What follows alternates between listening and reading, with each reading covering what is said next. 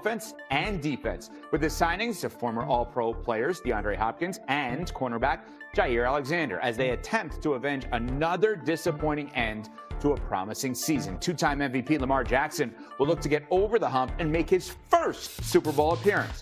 And he broke down how his leadership has grown over the years. Take a listen. I'm really not outspoken, like being vocal with my guys, like, oh, let's do this and that, or got a great motivational speech. I don't have that. I just pretty much lead by example. I go out there, I'm gonna work hard. I expect that out of you. But as I've been growing in the league, it's like, nah, you gotta talk to the guys. Coaches and stuff like to tell me, like, talk to the guys. I'm like, all right. Now I talk to them one-on-one, but certain things I'm seeing, I gotta voice it more. Like, voice my opinion more to those guys. As you now are approaching, the next stages of your career, right? At this point, it's Super Bowl.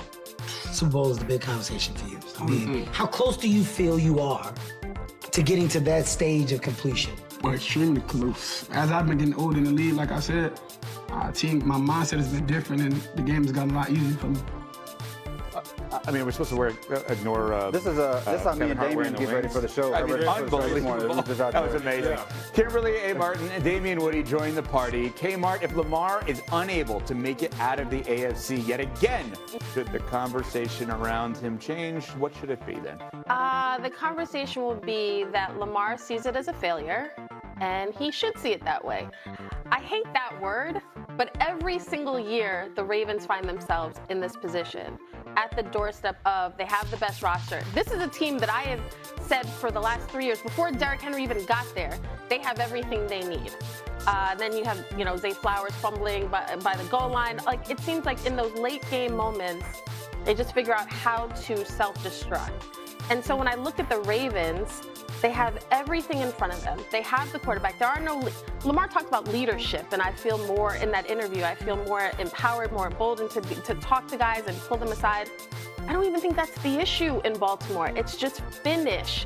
And if they continue not to finish, it would be a failure because they literally have the best roster. They should win it. And each year they figure out a way how to lose. Not going to change it, not 1 iota for me. I mean, if Baltimore Ravens don't get to the Super Bowl, we'll be basically saying the same thing that we said last year, the year prior to that. Like, Lamar Jackson is 28 years old, a two-time league MVP. Almost 3 times, yeah. Yeah, almost 3-time league MVP. I mean, you don't think that the Super Bowl is like the kind of the last hurrah for Lamar Jackson? Same thing for Josh Allen. They have to climb Mount Mahomes. That's really been what's been in the way for Lamar Jackson and Josh Allen is Mount Mahomes. So my thing is, if he hasn't done it, we're going to be right back here saying the same old things again about Lamar Jackson and company. Which is they failed to achieve the thing that we expect them to achieve. Absolutely. I've always said with Baltimore, it's not complicated what's going on with Baltimore. Literally, play the way you play in the regular season, in the postseason. So why don't they? Why, as somebody who's won a Super Bowl, why don't they?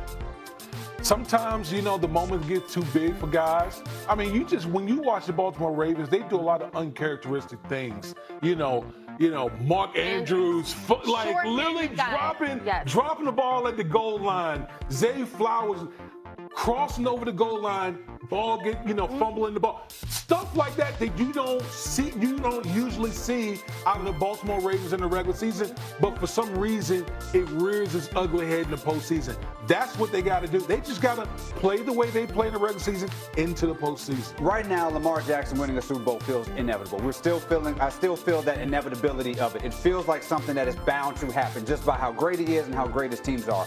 But at some point, as the years go on, that inevitability starts getting replaced by doubt.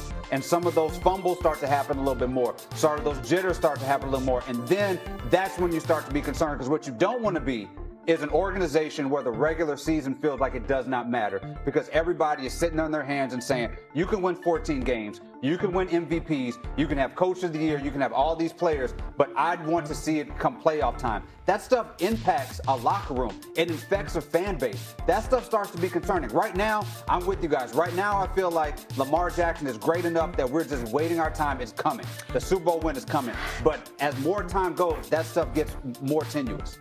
I guess my question is, why would you think it's inevitable when we literally, let's be clear, the regular season does not matter for Baltimore.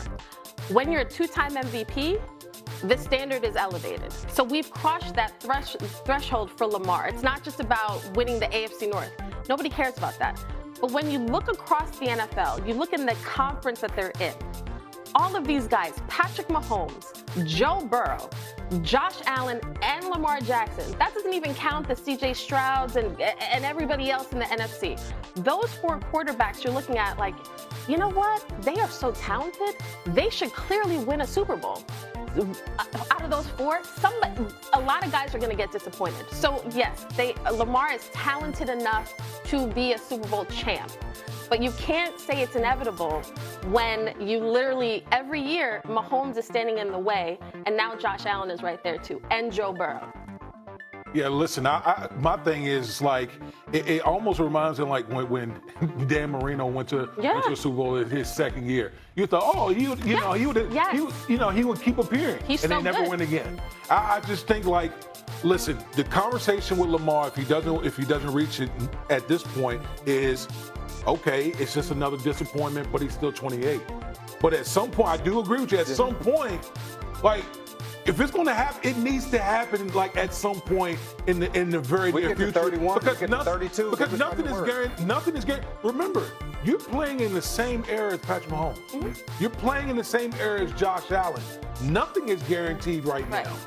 Right. The reality is, as you said, what are they going to do? They're going to get rid of him if they don't win a Super Bowl? It's going to be the same conversation. It almost may end up being Elway-like. When Elway went to the Super Bowls early, when he was the best player, evolved, where he was one of the best players, and then won, maybe that's what happened. Maybe that's the inevitability around Lamar, because I agree with you. I hope he gets it done. For sure. A QB who often Lamar is compared to, of course, is his 2018 draft counterpart. That is Josh Allen. So, Damian Woody, which QB is in a better position right now to make their first Super Bowl appearance, Allen or Jackson?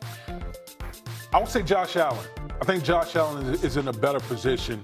I don't think, let me say this as well. I think Baltimore's a better team, but Josh Allen is in a better position, and here's why. Number one, the division he plays in. We all know that's where everything starts when you talk about the postseason. It all starts in your division. AFC East is Buffalo's division running away. That's just number one. Number two, I look at their schedule. The Buffalo Bills play one game out of the Eastern time zone. Like, everything is set up for Buffalo to get the number one seed in the AFC. It really is. And we all know, like, getting the number one seed is a big deal, especially for a team like Buffalo, late in the year, weather, all those type of things, the environment up in Buffalo. So if I'm looking at it from that 30,000-foot view, to me, Buffalo is in a better position. Ergo, Josh is in a better position. Correct. Right. I'm just going to go simple here. I'm going to go with the better team, right? The better team is the Baltimore Ravens. They're in a better position. Lamar Jackson is leading that team. They're in a better position. I think that at some point, hopefully it's this season, that they get over some of these playoff issues that they have. Now, there was the bright spot here was they started off bad against Buffalo. That second half was perfect football from Lamar Jackson, right? And so if he can bottle that up and get that to that playoff, I think they're in a better position. But by far,